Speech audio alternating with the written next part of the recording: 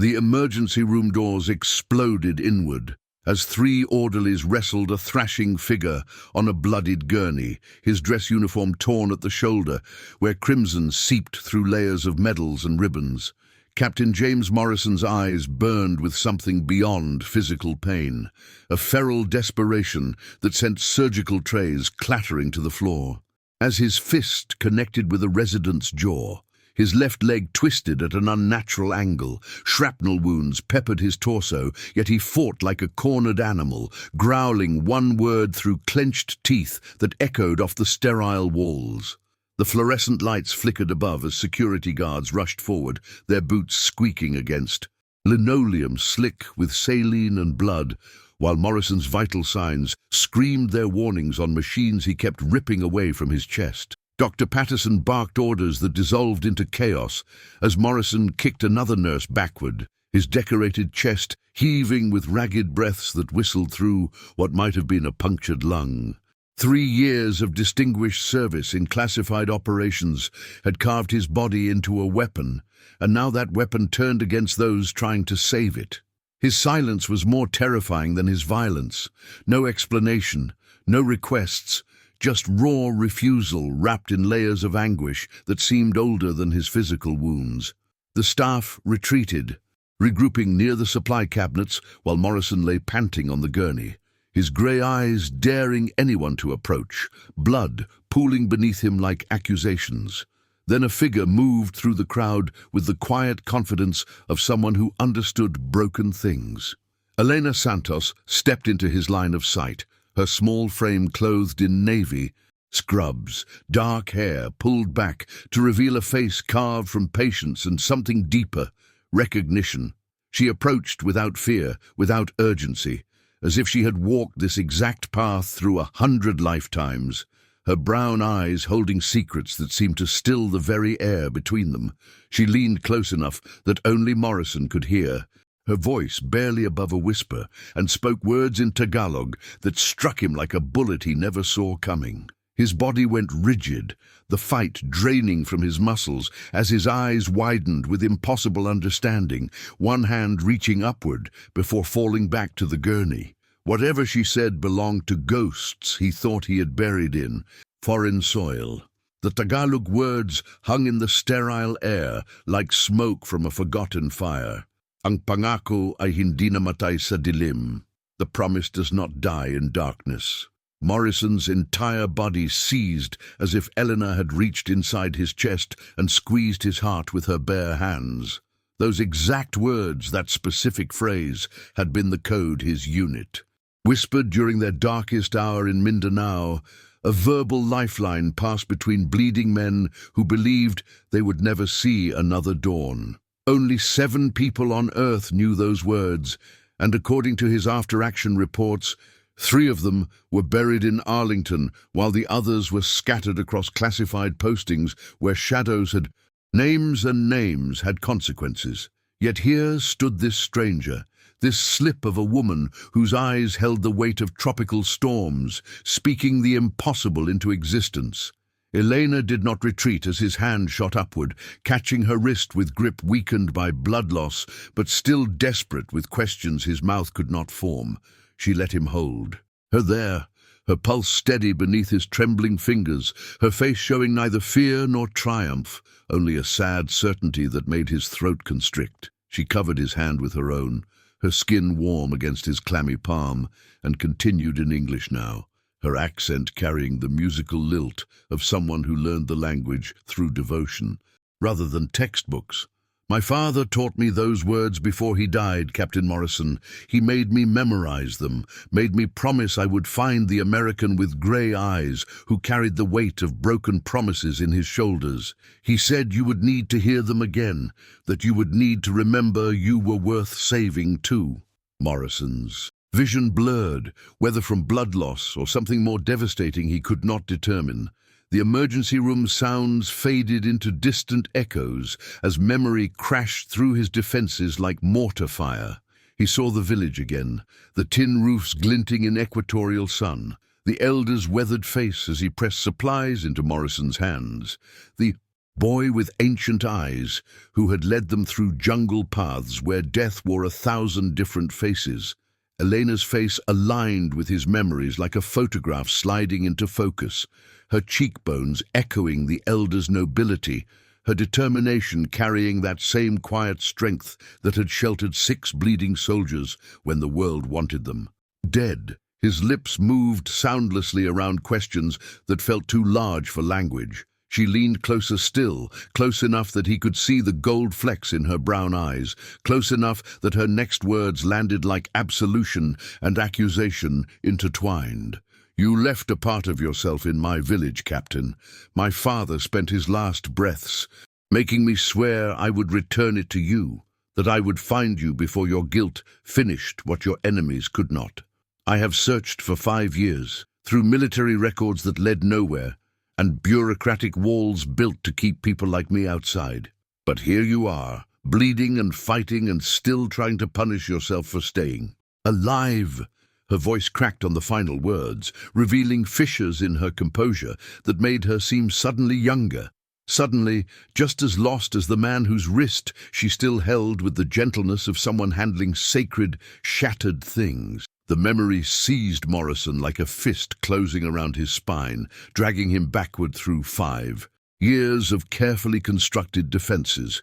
He was in the jungle again, the air thick as wet wool, his uniform soaked through with humidity and other men's blood. The ambush had come at dawn, when the light played tricks through the canopy, turning every shadow into a potential grave. They had stumbled through razor grass and wait-a-while vines for 18 hours, leaving a trail that grew darker with each kilometer. Sergeant Chen's leg nearly severed below the knee, Patterson coughing pink foam that meant his lung had collapsed. Morrison had carried the radio, whose battery died screaming static, carried the weight of 6 lives on decisions made in fractions of seconds, carried the knowledge that extraction was still 2 days away and they would never survive 2 hours. The village had appeared like a mirage through fever and desperation, a collection of structures that seemed to grow organically from the jungle itself. The elder had emerged from his home, with eyes that assessed their wounds and their weapons with equal measure, making calculations Morrison could see working behind that weathered face. No words were exchanged in those first moments, just the universal language of men who understood that mercy and survival were often the same equation. The elder had gestured once, decisive as a blade cut, and suddenly there were hands guiding them into shadows, women with efficiency born of necessity cleaning wounds that had begun to smell of death, children bringing water that tasted of salvation. Morrison had tried to speak, to explain or apologize or negotiate, but the elder had simply pressed one finger to his own lips and another to Morrison's chest right over his heart, as if sealing a contract that required no signature. The boy had been perhaps 13, small for his age, but moving through the jungle with the confidence of someone who understood its language better than his own name. He led them along paths that existed only in the grammar of disturbed leaves and shifted stones, his bare feet silent where their boots announced their presence too. Everything with ears. Morrison had watched him navigate impossible terrain, had seen him freeze with one hand raised when patrol boats growled down the river 100 meters distant, had witnessed wisdom in that young face that made age itself seem irrelevant. On the 3rd day, when the extraction helicopter finally appeared like a mechanical angel against the bruised sky, Morrison had grabbed the boy's shoulder and made a promise in broken Tagalog and desperate gestures. You come with us. You have earned this. We will take care of you. But the helicopter had taken fire before they could load everyone, the pilot screaming through the headset that they had 30 seconds before the whole area became a kill zone. Morrison had made the choice that commanders make when all choices are atrocities, pushing his wounded men aboard first, reaching back for the boy just as the aircraft lurched skyward. He still remembered the exact expression on that young face, not fear or accusation, but something worse, understanding, forgiveness, acceptance. Morrison had screamed orders to return, even as Patterson held him back, even as the jungle canopy swallowed the clearing and the village and the boy who had saved them all. The after-action report had called it a successful extraction with 0 casualties, and Morrison had never spoken the boy's name aloud again, letting guilt calcify. Around it like a pearl, formed around a piece of shrapnel too deep to remove. Eleanor's hands remained steady on the bed rail, but Morrison could see the tremor moving through her shoulders like a current searching for ground. She glanced toward the doorway, where other nurses hovered uncertainly, then back to him with eyes that carried the weight of crossed oceans and years spent searching. When she spoke again, her voice dropped to barely more than a whisper, each word carefully placed like stones across a river too deep to wade. "My father was Vicente Reyes, elder of a village that no longer appears on any map your government keeps, and 3 months before he died, he made me swear an oath that I would find the American captain who promised to return." Morrison felt the air leave his lungs, as if she had reached into his chest and squeezed. The name alone was enough to resurrect ghosts he had buried under commendations and promotions, and a carefully maintained numbness. But hearing it spoken in this sterile room by this woman who carried her father's eyes made the past collapse into the present with the force of an avalanche. She reached into her pocket and withdrew something small, wrapped in faded cloth, unfolding it with the reverence reserved for sacred objects. Inside lay a tarnished captain's insignia, the twin bars corroded green with age and moisture, and Morrison recognized it instantly because he had pressed it into the elder's palm during that final desperate conversation before the extraction, a promise made tangible through metal. "He kept this under his pillow every day for 4 years, Elena continued, her accent thickening with emotion. "When the fever took him, when he could no longer remember my mother's face or his own name, he would hold this and repeat the same words. Find the captain, tell him about the promise, tell him the boy needs him still." Morrison tried to speak, but his throat had closed around words that felt inadequate for the magnitude of this moment. The hospital sounds faded into white noise as Elena's revelation rewrote everything he thought he understood about that day, about his failure, about the cost of survival measured in abandoned children and promises left to corrode in jungle humidity. "I became a nurse because of what your medic taught our village healers during those 3 days, Elena said, and now tears traced silent paths down her cheeks, though her voice never wavered. "I learned English from the phrase book you left behind, studied in Manila, then applied to every American military hospital until they accepted me here, knowing that soldiers from your unit sometimes came through these doors." Morrison understood then that this was not coincidence, but the conclusion of a search that had consumed years of her life, a daughter honoring her father's final wish with the same determination that had sheltered 6 dying men in a village that chose mercy over safety. She leaned closer, her hand finally leaving the rail to rest briefly on his forearm, the touch light but deliberate. "My father's message was simple, Captain Morrison. The unfinished promise is not about what you failed to do, but about what you still have the chance to complete, because some debts do not die when we wish them to. They simply wait for us to become strong enough to repay them." The fluorescent lights hummed overhead as Morrison processed revelations that felt too large for this small room, for his damaged body, for the careful architecture of guilt he had built to house his regrets. Elena straightened, wiping her eyes with professional efficiency, her nurse's mask reasserting itself even as her father's daughter remained visible beneath. "The boy you tried to save is now a man of 18, she said, and Morrison's heart lurched at the present tense, at the impossible suggestion carried in those words. "His name is Miguel, and he is my younger brother, and he has been dying slowly for the past 8 months from a blood disorder so rare that donors cannot be found in our country or yours through any registry." She paused, letting the weight of this settle like sediment in dark. Water But my father believed until his last breath that you would return, that the promise made in desperation would become a promise kept in grace. And now I understand why he had such faith. Because, Captain, you and Miguel share the same rare blood type, and you may be the only person in the world who can save his life. Morrison's confession came not as words but as something darker, a hemorrhage of guilt that had been bleeding internally for 5 years, poisoning every commendation pinned to his chest, every promotion that elevated him further from the mud and chaos of that extraction. His hands opened and closed on the hospital sheets as if trying to grasp something that had slipped through his fingers half a decade ago, and when he finally spoke, his voice carried the texture of gravel scraped across bone. Miguel was 12 years old when he guided us through the mountain passes, small enough to slip through spaces where grown men couldn't follow, brave enough to walk point when insurgents controlled every ridge. Elena listened without interruption, her nurse's training keeping her face professionally neutral, even as her eyes betrayed the daughter hearing her brother's ghost story told by the man who witnessed it. We promised him passage to Manila, promised his family resettlement, promised everything desperate men promise when a child is the only thing.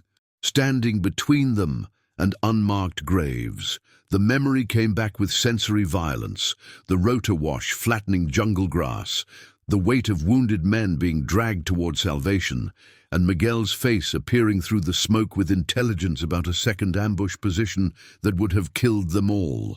Morrison's breathing accelerated as the past overtook the present, his injured body responding to remembered adrenaline, and Eleanor's hand moved instinctively to check his pulse, even as she needed to hear this exorcism continue. The helicopter could only take 6, Morrison said, and these words cost him more than any wound ever had. We had 7 bodies, including Miguel, and I made the calculation that commanders make, the mathematics of survival that trades a local child for an American soldier, because that's what the mission parameters valued. He looked directly at Elena now, needing her to see the truth that had been devouring him from inside. I lifted him toward the door, and then I pulled him back, chose my wounded radio man instead, and the last thing I saw before we lifted off was Miguel's face, understanding exactly what I had done, what his expendability meant in the currency of American lives. Elena's composure finally cracked, not with anger, but with something more devastating, recognition of the impossible choices war forces on decent people, the way survival demands sacrifices that corrupt the survivors more than the dead. He never spoke about that day, she whispered, her voice barely audible above Morrison's ragged breathing. He came home with burns on his hands from trying to hold onto the helicopter skid, and he stopped talking for 8 months, and my father would hold him through. Nightmares where he screamed in English, words you must have taught him, "Hold on, stay strong, we're coming back." Morrison closed his eyes as tears finally breached the dam he had built from duty and distance, his body shaking with sobs that the medical staff outside mistook for seizures. But Elena understood was something far more necessary. "You were coming back," she said, gripping his hand with sudden fierceness. "You are back now, and my father knew that some promises take longer to keep, but that doesn't make them less sacred, and Miguel has been waiting without knowing he was waiting for the man who chose to carry this guilt instead of forgetting it." The confession hung between them like smoke clearing from a battlefield, revealing terrain that had been obscured by years and distance, and the stories Morrison told himself about necessary sacrifices. He opened his eyes to find Eleanor watching him with an expression that contained no judgment, only the complicated forgiveness of someone who understood that monsters and heroes often wear the same face, depending on which side of the choice you're standing. "He needs you now," she said simply, and in those 4 words, Morrison heard both accusation and absolution. The unfinished promise finally given shape and urgency, and the possibility of redemption measured in bone marrow and second chances. His hand tightened around hers as he made a decision that felt like the first true choice he'd made. since that helicopter lifted off without the boy who had saved them all. His voice raw but certain when he spoke. Test me now. Test me immediately, because I have been dying slowly from this for 5 years, and if my blood can finally pay the debt I owe, then every injury I'm carrying is just payment coming due. The laboratory results arrived with the clinical precision of a death sentence disguised as hope, delivered by Dr. Reyes, whose face carried the exhausted compassion of someone who regularly translated medical data into shattered dreams or miraculous possibilities. Elena stood beside Morrison's bed. As the doctor explained that his blood markers confirmed what seemed like divine intervention, he possessed the rare HLA tissue type that made him not just a potential match, but a perfect genetic key to unlock Miguel's survival. Their biology connected by odds so astronomical they suggested destiny rather than chance. Morrison's face transformed. With something Eleanor recognized as the first genuine light she'd seen break through his darkness, a drowning man suddenly shone the surface. But then Dr. Reyes continued speaking, and the light began to die before it could fully ignite. However, Captain Morrison's own condition presents complications we cannot ignore: the internal bleeding from his service-related injuries, the compromised immune function, the medications required to keep him stable. All of these factors make him medically ineligible as a donor under standard transplant protocols. The words landed like shrapnel, each syllable tearing through the possibility that had existed for perhaps 90 seconds, and Morrison's hands gripped the bed rails with such force that his knuckles went corpse white, his voice emerging as something between a growl and a plea. There must be exceptions, protocols for emergency situations, because I didn't survive 5 years of this guilt just to be told I'm too broken to fix what I destroyed. Elena watched the calculation happening. Behind his eyes, the same tactical assessment that had once valued American soldiers over local guides now inverted, his own survival becoming the acceptable sacrifice, and she felt her medical training collide with her personal investment in this man's redemption. Dr. Reyes removed his glasses with the weariness of someone who had delivered this speech too many times. His honesty surgical in its precision. The exception exists theoretically, but the donation procedure in your current state carries approximately a 60% mortality risk, and even if you survive, you would likely never return to active duty, never regain full function, essentially trading your future for this one. Morrison didn't hesitate, didn't pause for the consideration that such life-altering choices typically demand. His response immediate and absolute, as if he'd been preparing this answer since the helicopter lifted off without Miguel 5 years ago. My future has been a slow death anyway, Dr. Reyes. A decorated corpse walking around, pretending the medals mean something when every ribbon represents another night I couldn't sleep, another promise I broke, another version of myself I can't recognize in the mirror anymore. Elena's hand found his shoulder as she felt the tremor running through him, not from weakness, but from the enormous relief of finally having a path forward. Regardless of its cost, his voice dropping to something almost tender when he looked at her. Your brother held onto a helicopter skid with burning hands because he believed we would come back for him, and I have carried that image like a photograph pinned inside my chest. And if my damaged body can finally keep the promise, my whole self couldn't. I'll keep then. Then I'm not losing my future. I'm finally finding the only one worth having. The impossible choice crystallized in the sterile air between them, witnessed by medical equipment that could measure Morrison's failing body, but couldn't calculate the weight of guilt or the mathematics of redemption. And Elena understood that she stood at the intersection of saving one man by allowing another to destroy himself, her dual roles as nurse and sister suddenly incompatible. She met Morrison's eyes and saw something she'd seen in her father's face during his final days, the peace that comes from finally being able to pay a debt that has compounded interest through years of survival, the Transaction that exchanges remaining time for the ability to face whatever comes next without shame.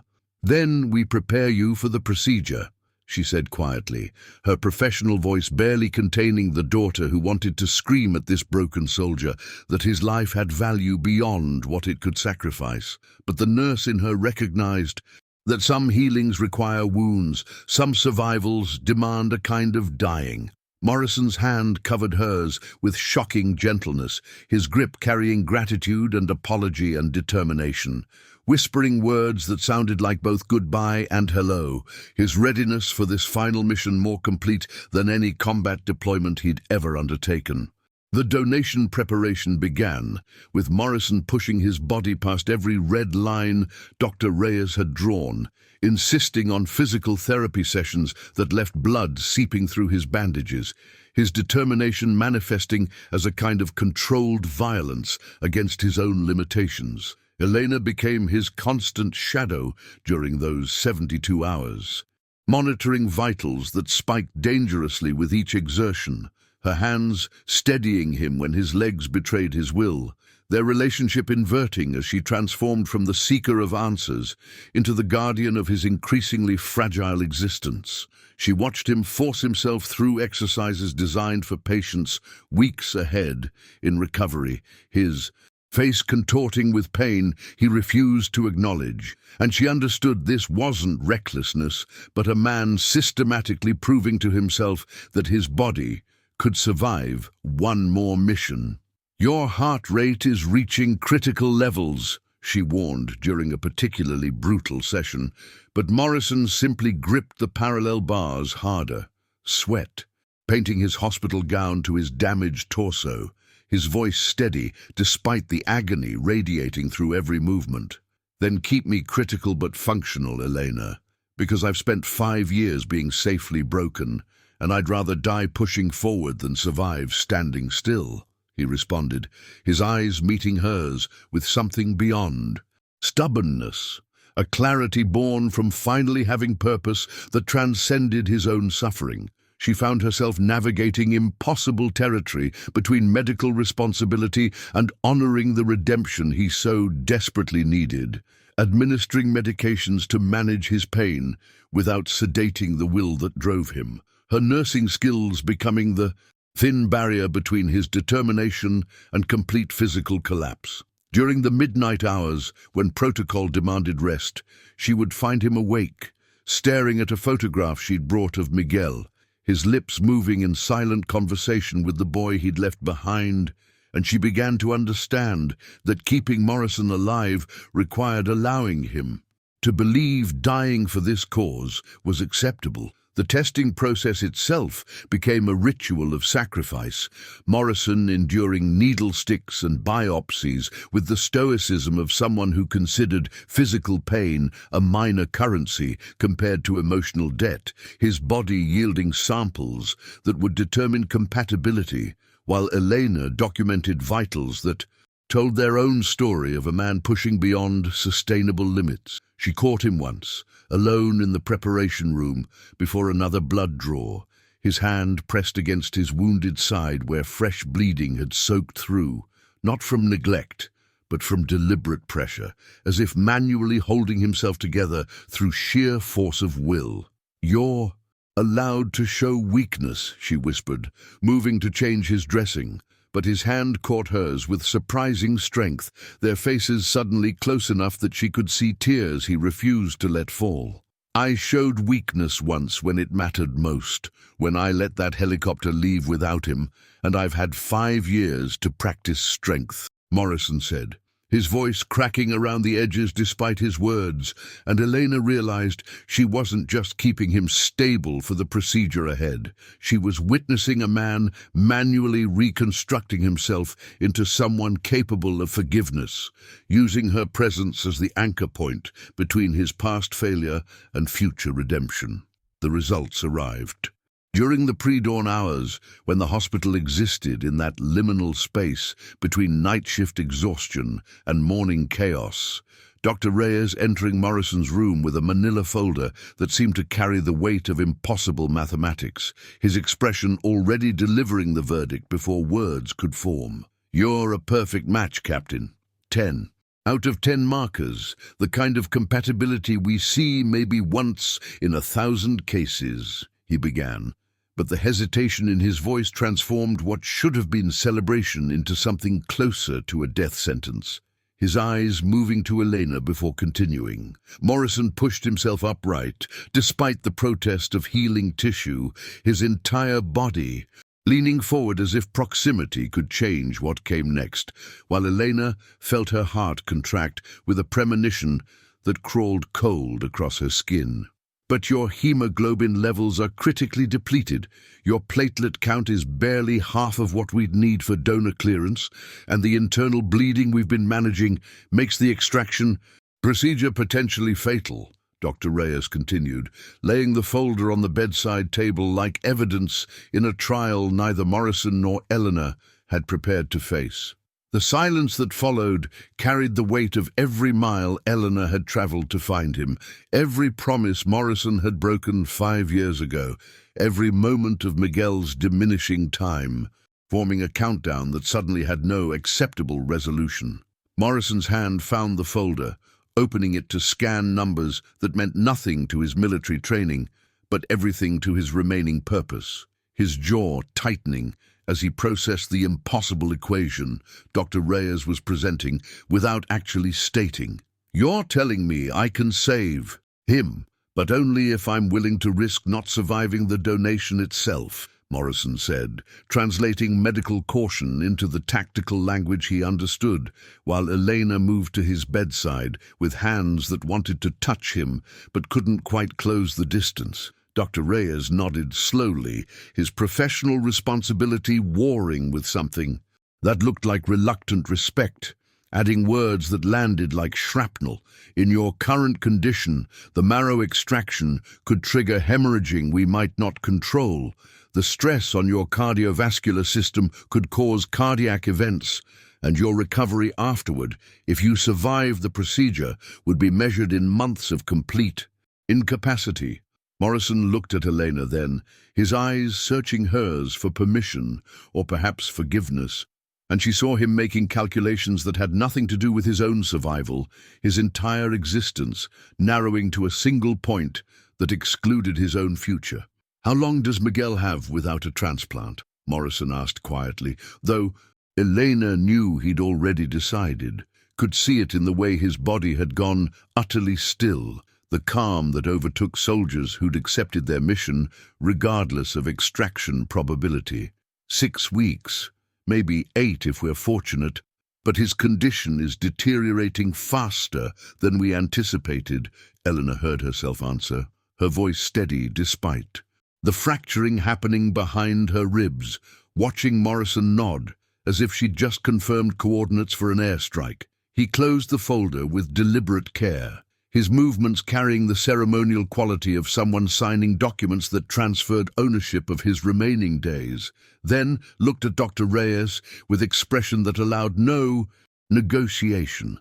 "Schedule the procedure for as soon as possible and prep whatever medical interventions you need to keep me functional through the extraction, because I didn't survive 5 years of guilt just to let logistics kill that boy when I'm literally the answer in his bloodstream," Morrison stated, his tone carrying the command authority that had once led men into impossible situations, now directing it inward toward his own failing body. Elena felt something tear inside her chest, the professional distance she'd maintained dissolving as she grabbed his hand with both of hers, her voice emerging raw and desperate. "You can't make this choice, not like this, not when your survival probability is less than 50% according to these numbers." Morrison's fingers interlaced with hers, his grip surprisingly gentle for someone proposing their own potential destruction. His next words quiet but absolute. "I can, and I am, Because leaving him behind again isn't survival, Elena. It's just a slower way of dying that happens to keep my heart beating.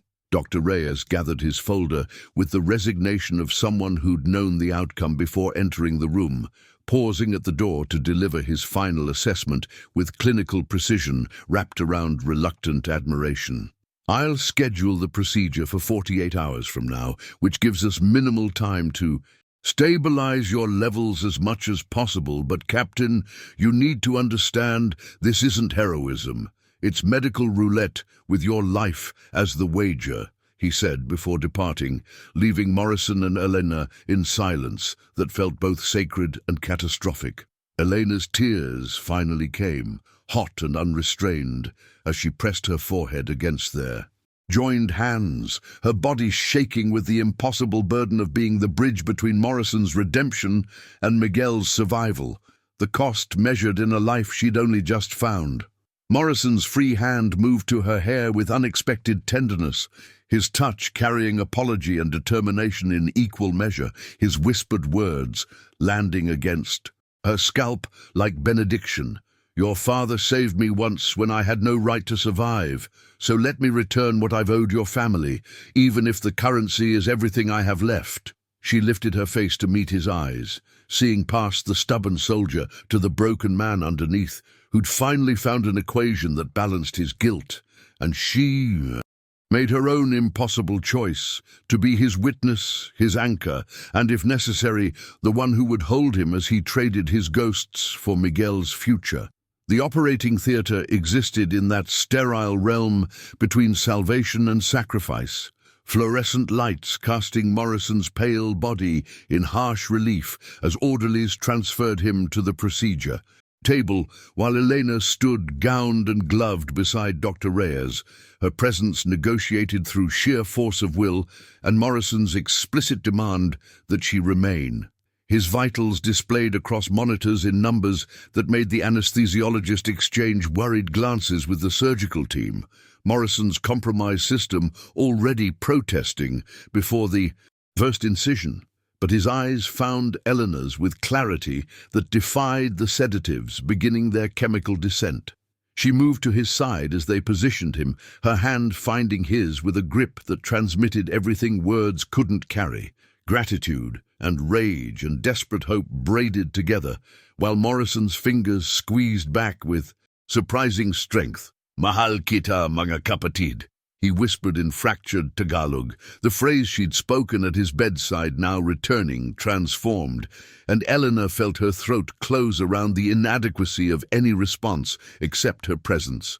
The needle entered his spine for the epidural, while Dr. Reyes explained each step in the measured cadence of someone narrating their own uncertainty, Morrison's jaw clenching against sensations that registered despite pharmacological barriers. Elena leaned close, her masked face inches from his, whispering prayers her father had taught her in childhood, the Tagalog syllables becoming Morrison's tether as consciousness began its monitored retreat. The extraction procedure unfolded with mechanical precision that belied its brutal necessity. Dr. Reyes navigating the needle into Morrison's pelvic bone, while Elena watched the captain's face for distress that anesthesia couldn't completely erase, his body rigid with tension that bordered on crisis. Alarms punctuated the rhythm twice as Morrison's blood pressure dropped into dangerous territory, the team administering interventions that bought minutes while the marrow aspiration continued, each withdrawn sample carrying Morrison's biological promise to Miguel in viscous red-gold proof. Elena maintained her position as Morrison's anchor, her voice steady despite the terror liquefying her. Composure, recounting stories of Miguel's childhood that gave the suffering flesh beneath clinical drapes a human purpose worth the cost. Morrison's eyes, half-lidded but conscious, tracked her words like navigation points, his mouth forming responses the breathing apparatus prevented, their communication reduced to pressure variations in his grip, and the heart monitor's stuttering testimony. The surgical suite became a cathedral of redemption, measured in milliliters, Morrison's body sacrificing its reserves while Elena bore witness to transformation happening at cellular depth. When Dr. Reyes finally withdrew the needle and announced sufficient collection, Morrison's exhale carried 5 years of held breath, his fingers tightening around Elena's with force that spoke of survival's stubborn persistence. She pressed her forehead against his, their masked separation dissolving into proximity that transcended physical barriers, both of them suspended in the liminal space between Morrison's surrender and whatever future his gift had. Purchased. Recovery Bay machines documented Morrison's tenuous stabilization through the following hours, Elena refusing to leave his side as dawn fractured through industrial blinds, her hand still clasped in his, while medical staff monitored the aftermath of his calculated destruction. His eyes opened intermittently, consciousness surfacing and retreating like tide against shore, but each time his gaze found hers first, seeking confirmation that the trade had cleared.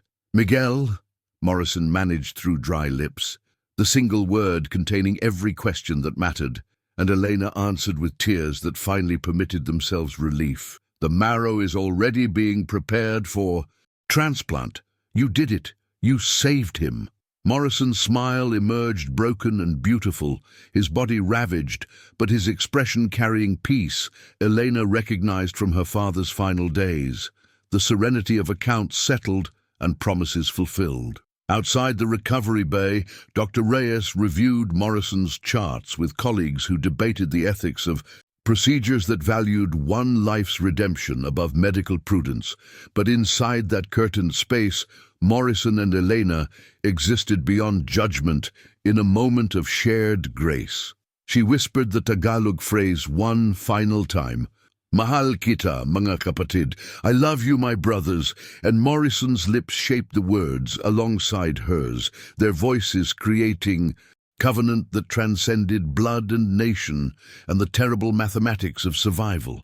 The gymnasium of San Rafael High School pulsed with afternoon heat and ceremony, folding chairs arranged in precise rows facing a makeshift stage where faculty sat beneath streamers in school colors, while graduates fidgeted in polyester gowns that trapped the humid air like ovens. Morrison stood at the back entrance, wearing his dress uniform despite the tropical warmth, ribbons and medals catching light that filtered through open windows, his body still carrying the gauntlet scars of donation, but his posture erect with purpose that transcended physical compromise. Elena appeared beside him, her hand finding his forearm with familiar ease born from 6 months of video calls and progress reports that had charted Miguel's resurrection from transplant recipient to this impossible moment of graduation. The principal's voice echoed through inadequate speakers as she began calling names, each student crossing the stage to claim their diploma, while families erupted in celebration that filled the space with joy Morrison had forgotten existed in his life before Elena whispered those Tagalog words at his bedside. Then Miguel's name rang out, Miguel Santos, and the young man rose from the graduating class with movements that carried health like visible light, his academic honors announced, while Morrison's throat constricted around emotions that no military training had prepared him to process. Miguel crossed the stage not toward the principal, but directly to the microphone, his deviation from protocol causing confused silence until he began speaking in clear English, interwoven with Tagalog phrases that made the village elders lean forward with recognition. Miguel's speech abandoned prepared remarks to tell a story the audience received with mounting reverence, his words painting Morrison's rescue mission and the promise made to a frightened child who believed American soldiers were angels sent by his grandfather's prayers. He described 5 years of searching through military channels that refused information, then the miracle of his sister's persistence that found Morrison exactly when fate demanded intersection. His voice breaking as he recounted waking from transplant surgery with marrow that carried not just healing, but redemption for 2 souls. Morrison felt Elena's grip tighten as Miguel turned toward the back of the gymnasium, his arm extending in invitation that pulled Morrison forward through rows of standing villagers who began applauding with rhythm that became thunder. The walk to that stage stretched eternal and instantaneous, Morrison's vision blurring as Miguel met him halfway and embraced him with strength that testified to cellular regeneration, whispering "Salamat Tatay" in Morrison's ear, "Thank you, father," words that shattered the captain's final defenses. They stood together before the community, while Miguel proclaimed Morrison the father his heart had chosen, Elena joining them on stage as her brother revealed the medical foundation established in the unit's name, turning one man's sacrifice into institutional grace that would ripple through generations. The celebration that followed transformed the gymnasium into testament of connection more powerful than borders or blood. Morrison, surrounded by villagers who pressed his hands and shared stories of the foundation's first year serving remote communities with healthcare his donation had inspired. Elena stood beside him as translator and anchor, her father's memory woven through every conversation as the elder's dying wish blossomed into reality that exceeded its original scope. Morrison's redemption becoming catalyst for systematic change. Miguel remained close, introducing Morrison to friends and teachers with pride that refused translation, the young man's health radiating proof that impossible choices sometimes yield grace beyond measure. As sunset painted the windows gold and the crowd began dispersing into evening, Morrison found himself on the empty stage with Elena and Miguel, three lives braided together by trauma, transformed into family forged through sacrifice. Elena produced a photograph of her father, taken days before the ambush, pressing it into Morrison's hands with words that completed circles. "He told me if I ever found you, to say the promise was never broken, only delayed until the right moment." Morrison traced the elder's face while Miguel stood beside him. Wearing Morrison's dog tags, gifted that afternoon, their weight around the young man's neck, carrying forward a legacy that had found its truest expression not in military valor, but in love that crossed every divide. What impossible promise are you carrying that might become someone else's miracle? Subscribe to witness more stories where redemption finds us in unexpected moments.